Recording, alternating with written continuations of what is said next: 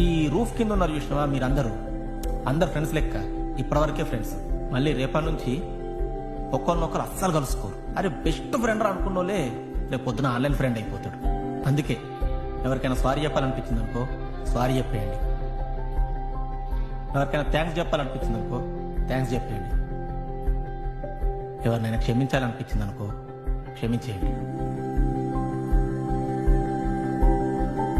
కొన్ని సంవత్సరాల తర్వాత ఎట్లుంటదంటే, అరే 10th లా నాకు ఒక దోస్తుగాడు ఉండేరా, పేరు గుర్తొస్తలేదు, ఇట్లా నల్లగా పొట్టిగుంటుండేరా, పేర్లు కూడా మర్చిపోతారా.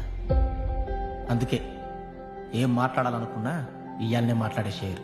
అందరు కలిసి స్కూల్ మొత్తం తిరుగురి, ఒకసారి మెమోరీస్ అన్ని గుర్తు చేసుకోరి, ఆడుకోండి, పాడుకోండి, ఎంజాయ్ చేయండి. ఈవినింగ్ యాన్యువల్ డేని హ్యాపీగా సెలబ్రేట్ చేసుకోండి. అట్లనే ఎగ్జామ్స్ కూడా మంచిగా రాయాలి. అర్థమైందా? All the best for your exams. Thank you sir.